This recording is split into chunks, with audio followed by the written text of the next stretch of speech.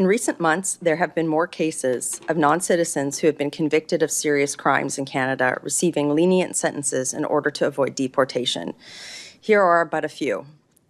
A 34-year-old Ghanaian temporary resident was convicted of theft after a violent confrontation. He was granted a conditional discharge, with the judge explicitly citing his non-citizen status and the risk of deportation as a reason for the lenient outcome. A 33-year-old Nigerian man was convicted of breaching a no-contact order with his former partner. On appeal, the judge substituted a conditional discharge, citing the risk of deportation as a key reason. A temporary resident from India pled guilty just this June to sexually assaulting a woman in Prince George, BC. He only received 170 days of house arrest plus probation. The judge declined to put him on the National Sex Offender Registry, citing potential immigration consequences that could lead to his deportation. These types of rulings now happen so frequently that a judge in Montreal accused Montreal prosecutors of proposing candy sentences for criminals at risk of deportation, affirming that this is a common practice across the country. It's also worth noting that with regard to the FAM decision, the court explicitly ruled that consideration of immigration status does not constitute a charter right, a remedy, or a charter breach. In fact, the ruling did not mention the charter at all. Furthermore, it made it clear that the flexibility of Canada's sentencing process must not be misused by imposing inappropriate or artificial sentences, which arguably is what's happening all the time now.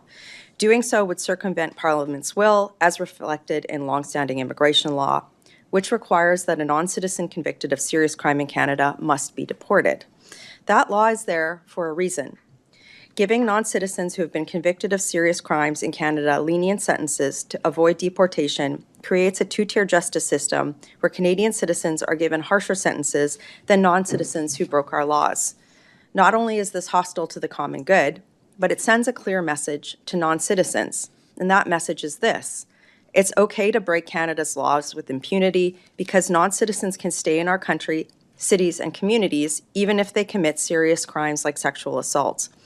That stark, anti-Canadian reality was showcased in an explosive global news story last week regarding a classified intelligence report by the CBSA. The report showed that India's Bishnoi gang has expanded its criminal network into Canada, allegedly instigating high-profile murders, political assassination, and deepening the current extortion crisis. The report indicated that crimes committed by Indian nationals in Canada on temporary student permits skyrocketed by a whopping 8,800% from 2016 to 2024, while that country was ranked as the top source of foreign students charged with crimes. Between 2019 and 2023, 4,000 of those international students were charged with nearly 18,000 criminal offenses. A third of those offenses were considered serious or organized crime-related, while 97% of those crimes were considered violent. In 2024 alone, more than 13,000 criminal charges were laid against international students from India. I'd like to repeat that all to let that sink in. 4,000 temporary residents were charged with nearly 18,000 criminal offenses in a recent 4-year period. A third of those crimes were considered serious or organized crime-related, and almost all of those were violent crime. While at the same time, judges across Canada are still giving non-citizens convicted of these serious crimes lenient sentences in order to allow them to avoid deportation consequences that have long been set out in Canada's immigration law. That is insane, and it's disgusting, and it should be considered one of Canada's greatest political scandals and tragedies. That's because practices that let certain people commit crimes with impunity are corrosive to a high-trust society. It makes Canada unsafe, leading to a society that is less trusting to everyone, including immigrants who have come to Canada and work hard and play by the rules. And it makes our country even more fragmented. But yet, in a recent press conference, Prime Minister Mark Carney claimed that he had, quote, taken back control of immigration. Come on, we have 4,000 foreign students committing 18,000 crime who are likely to get sweetheart deals to avoid deportation. That is not an immigration system that is under control. Discussions about Canada's immigration system can't just be about numbers, which, with millions of non-citizens in Canada with expired or expiring visas, are still too high.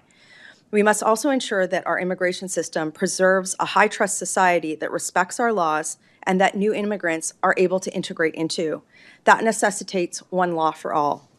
In the past year, Conservatives have proposed amendments to legislation and other policies that would do the following: end the practice of non-citizens' immigration status being considered in criminal sentencing. This was a bill I put forward last year, which the Liberals voted against.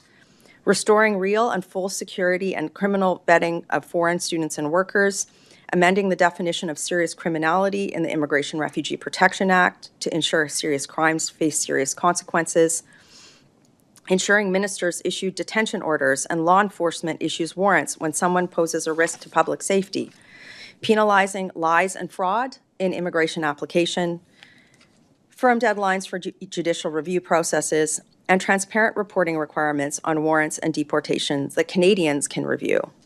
But all of these measures have been blocked by Sean Fraser, the Minister of Justice, and Lenient Diab, the Minister of Immigration, and Canadians are living with the consequences of entirely preventable crime and disorder in our streets.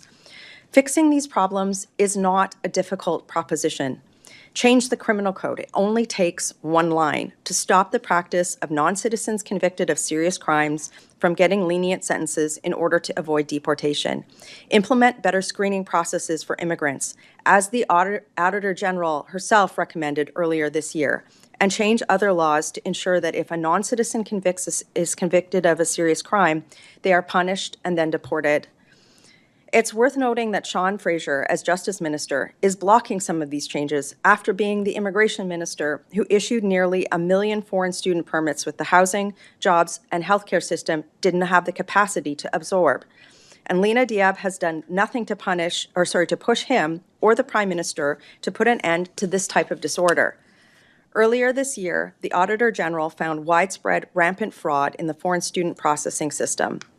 At that time, Conservatives called for the resignation of Ministers Fraser and Diab, who played significant roles, and this is a national scandal. It has to be looked at this way. Months have gone by, and the Prime Minister has allowed these two people to continue to destroy Canada's immigration consensus. How many crimes committed by non-citizens is okay for the Prime Minister? Is 18,000 enough? Is that what he considered to be under control? According to the Prime Minister, how many non-citizens convicted of serious crime should be allowed to stay in Canada? All of them? There must be consequences for this type of scandalous failure because of the consequences that it has on Canada's social fabric. The Prime Minister must fire the Justice Minister and the Immigration Minister and replace them with people who are willing to set the course straight. Canada's Conservatives continue to stand ready to work collaboratively to get policies passed with anyone who's willing to admit that these are problems and to fix Canada's profoundly broken immigration system. Thank you.